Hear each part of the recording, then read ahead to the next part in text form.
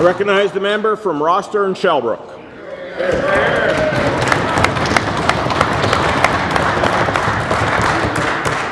Thank you, Mr. Speaker. In the lead up to our return to this beautiful assembly for our second session of the 27th Legislature, I couldn't help but reflect on the past year. I took some time to reflect on the learning curve that many of us new MLAs had over the past year, and I would like to take a moment at the outset to acknowledge the more experienced people in the building, colleagues and whatnot, that have taken a little time to show us the ropes around this place. This is appreciated by many, and I can say a very sincere thank you to each of you for your advice, your patience, and your time. I've been looking forward to returning here. Our return coincides with late fall or early winter, depends on where you live in this diverse province of ours. As many know, northwest of Saskatoon experienced quite a snowfall last week, and it looks like it's going to be here for the duration. So, I would like to begin by adding to some comments that were made by our colleague from the Battlefords last week regarding the marvel of this building. I too feel honoured when I climb the steps to this great assembly, and each time I think of and I thank all of the constituents of Rosthern Shellbrook that I am here to represent. Mr. Speaker, I am very happy to have some time to enter my comments here to the throne speech delivered by Your Honour last week. This throne speech this year displays the Saskatchewan Plan for Growth, a vision by Saskatchewan people for Saskatchewan people. If I could first outline the first 6 core growth activities that our provincial government will work towards. First, we will be investing in infrastructure that is required for growth. Second, we need to educate and train a skilled workforce. Third, we will work to ensure ongoing competitiveness of Saskatchewan's economy. And fourth, we will partake in international engagement to support increased trade, investment, and exports. We will take steps to advance our natural resource strength to build the next economy. And sixth, and most importantly, all of this will take place within fiscal responsibility. These points summarize the direction that our government will take as we foster our Saskatchewan economy to the benefit of all the people that live here. As a new MLA to this Assembly and to this government, it pleases me to no end to think of how this plan was formed. Mr. Speaker, it was not formed by the government guessing and deciding what direction should be taken. That would be a booklet. The Saskatchewan Plan for Growth was formed by something quite the opposite. This past summer, as mentioned in the throne speech, government MLAs went out consulting with the people of the province, in our constituencies and around. In our constituency of Rosthern Shellbrook, we met with many individuals, numerous stakeholder groups, and over 25 local governing bodies. The Saskatchewan Plan for Growth, Vision 2020 and beyond, is a result of input from people in communities that I represent and people in our province. Saskatchewan people were consulted, and they have guided this government with this vision, their vision. One challenge that arose at each local government interaction was the need for a long-term, sustainable infrastructure plan. Local governments are faced with similar challenges that we are faced with at the provincial level. An infrastructure deficit from years past, compiled with recent growth, is very challenging for our local government resources. Frequent and fond mention was made of the recent municipal revenue sharing program that shares 1 full point of the PST revenue with local governing municipalities. This was asked for by Saskatchewan people, and it was delivered by this government. This results in our municipalities receiving over $237 million this year, an 87% increase over 2007 levels. This funding is also predictable, as municipalities already know that their level for the 2013-14 year will grow to $264 million. The result of this is in a town such as Hafford, which had a decline in population from 2001 to 2006 at a rate of over -10%. That same community from 07 to 11 is now recording growth of positive 10%. With this came the increase in the municipal revenue sharing of 111%. Rosthern over the same time period was -8%. From 07 to 11, positive 13% population growth with a 114% increase in their revenue sharing.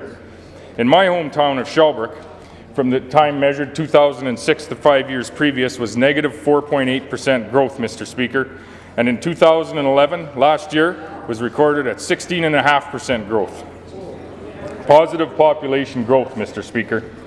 All of the towns in our constituency of Rosthern Shellbrook experienced growth in the last census, and this is indicative of a province-wide trend. Mr. Speaker, over 80% of our towns in Saskatchewan are now experiencing growth, and this is in stark contrast to only a few years ago. These infrastructure needs are beginning to be approached in our constituency with a provincial grant for a water treatment plant upgrade in Spearwood, a sewage plant in Shellbrook, and replacement of an access road in Laird. And I would like to speak to the benefit to the community of Rosthern with the twinning of Highway number 11 between Saskatoon and Prince Albert. Infrastructure needs in our communities were voiced by those elected locally, Mr. Speaker, and our Saskatchewan government will commit $2.5 billion over the next 3 provincial budgets to infrastructure. We will coordinate and plan at the provincial, regional, and municipal levels, and this will ensure that this investment will assist municipalities with infrastructure investment that is aligned, efficient, and strategic with future population growth and private sector economic growth, Mr. Speaker. In addition, new and innovative solutions need to be looked at. Sask Builds will look at new and innovative methods of infrastructure financing, design, and delivery. This government is listening, consulting, and will continue to work with stakeholder groups at the regional and municipal levels to address infrastructure needs as stated in the Saskatchewan Plan for Growth.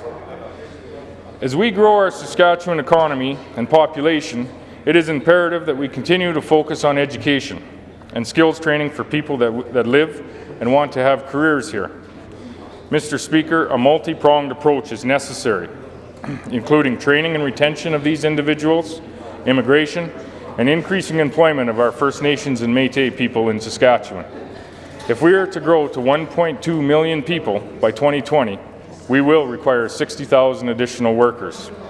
Initiatives such as the elimination of the wait list for adult education and reducing the grade 12 graduation disparity of our Aboriginal students are necessary to allow people the opportunity to train for their career here in Saskatchewan. Hear, hear. For myself, representing the rural constituency of Rosthern Shellbrook, I have the opportunity to discuss agri-food production with constituents each and every day. Agri-food production and ag-related industries are part of the spinal cord of our Saskatchewan economy. Our ag producers have provided Saskatchewan with the honour of being Canada's top agri-food exporting province with more than $10 billion in exports in 2011. This is a result of our province's farm families' hard work, their embracement of technology, and at times their perseverance in the industry. Moving forward, the government will establish the Global Institute for Food Security at the U of S. This institute will encourage research and innovation in the biosciences. Mr. Speaker, consultation and collaboration with ag industry groups will be key in developing a crop strategy and continuing to develop business-friendly policies to encourage investment in the biotech and value-added industries. We will also closely consult with these groups to advocate Saskatchewan's agricultural interests in trade negotiations. Our ag industry always has and always will be experiencing vast amounts of change, Mr. Speaker.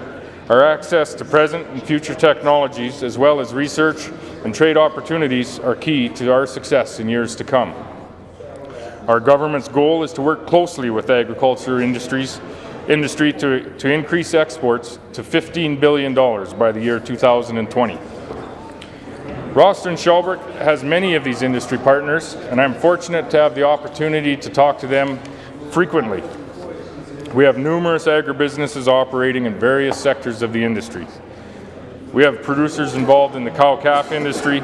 We have numerous large, thriving, state-of-the-art grain farms that employ many people in our towns and villages. We are home to an organic processing plant, a pet food plant, as well as one of Saskatchewan's largest independently ag transport companies originated here. Operating in our area, we have one of the province's largest honey producers that also employ and train many people in our towns and villages. Rosthern Shellbrook is home to one of Canada's largest supplier of pig genetics. a worldwide supplier of pig genetics, Mr. Speaker. This supplier has offices in Saskatchewan, Manitoba, Ontario, Quebec, the United States, as well as they have operating production facilities and sales in China. On October 6th, in my neighbouring constituency of Martensville, I was pleased to join colleagues and producers in observing an event that was as large as it was generous. This was the day that 249 combines joined together for the event known as Harvest for Kids. They set a Guinness World Record that day, Mr. Speaker, and what a true display of the scope of Saskatchewan's agriculture industry and the generosity of those involved.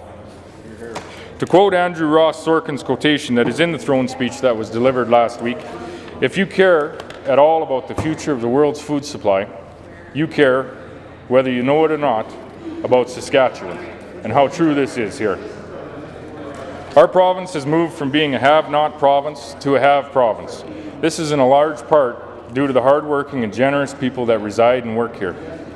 We no longer have the vicious cycle of low economic growth and stagnant employment numbers, although people are still voting with their feet. As a matter of fact, 80,000 of them in the last 5 years. With proper planning and commitment to fiscal responsibility, we can continue the more recent virtuous circle of growth that we have in Saskatchewan. Our strong economy can drive population, which will provide resources so that we may retain the Saskatchewan advantage.